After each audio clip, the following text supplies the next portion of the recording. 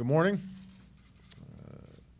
By now we know we are facing a crisis in our economy, one that requires immediate and decisive action to spur the creation of new jobs as we lay the foundation of future growth. And with the American Recovery and Reinvestment Plan that Congress will soon be debating, we intend to deliver that change. But during the course of this campaign, during the course of the last 2 years, I committed to more change than that. We committed to changing the way our government in Washington does business so that we're no longer squandering billions of tax dollars on programs that have outlived their usefulness or exist solely because of the power of a lobbyist or an interest group. We can no longer afford to sustain the old ways when we know there are new and more efficient ways of getting the job done. Even in good times, Washington can't afford to continue these bad practices. In bad times, it's absolutely imperative that Washington stop them and restore confidence that our government is on the side of taxpayers and everyday Americans. Just today, the Congressional Budget Office announced that the deficit we are inheriting from this budget year will be $1.2 trillion. And we know that our Recovery and Reinvestment Plan will necessarily add more. My own economic and budget team projects that unless we take decisive action, even after our economy pulls out of its slide, trillion-dollar deficits will be a reality for years to come. As I said yesterday, our problem is not just a deficit of dollars, it's a deficit of accountability and a deficit of trust.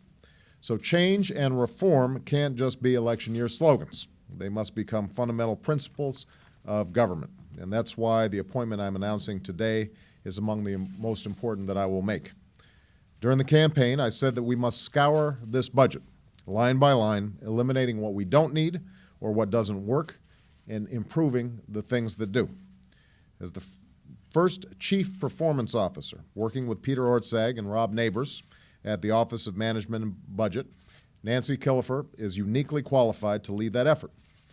For nearly 30 years, as a leader at McKinsey & Company and as Assistant Secretary for Management, Chief Financial Officer, and Chief Operating Officer at Treasury under President Clinton, Nancy has built a career out of making major American corporations and public institutions more effective, more efficient, and more transparent.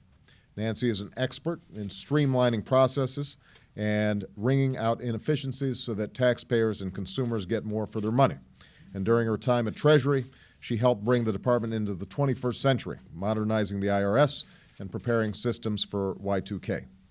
But Nancy also understands that at the end of the day, government services are delivered by people.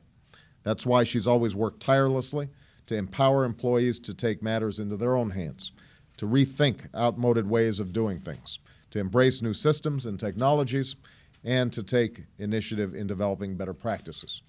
When Nancy was offered her first position at Treasury, she responded, and I quote, "If you are willing to embrace significant change, then you're looking at the right person. But if you just want to keep the trains running on time, don't ask me to do this job." When I heard that, I knew I'd chosen exactly the right person for the challenges we face. And I will be instructing members of my cabinet and key members of their staffs to meet with Nancy soon after we take office, and on a regular basis thereafter, to discuss how they can run their agencies with greater efficiency, transparency, and accountability. I will also see to it that we apply these principles of budget reform to the Economic Recovery and Reinvestment Plan. This plan will call for dramatic investments to revive our flagging economy, save or create 3 million jobs, mostly in the private sector, and lay a solid foundation for future growth. In order to make these investments that we need, we'll have to cut the spending that we don't, and I'll be relying on Nancy to help guide that process. In the end, though, meeting the challenges of rebuilding our economy and bringing a new sense of responsibility to Washington isn't just about rearranging numbers on a balance sheet. It's about rewarding people's trust and restoring that trust in their leadership. Because in order to restore confidence in our economy, we must restore the American people's confidence in their government, that it's on their side, spending their money wisely to meet their families' needs. I'm confident that with Nancy's leadership and the efforts of leaders on both sides of the aisle, we will do just that. And with that, let me give Nancy an opportunity to speak. Thank you so much. Thank you, Mr. President-elect. I'm deeply honored to be selected as the nation's first Chief Performance Officer and will do my best to create a government that works better for its citizens. Most of the operational issues that the government faces today have developed over decades and will take time to address, but there is an urgency to begin now. I know from my experience bringing about change in the private and public sectors that government has the capacity to deliver services more efficiently and effectively. I have seen it done. And I have seen it important to work across bureaucratic boundaries. By that I mean to get different parts of government working together to deliver services that consumers, its citizens, deserve. The people who deliver those services, the government employees themselves, will be central to this effort.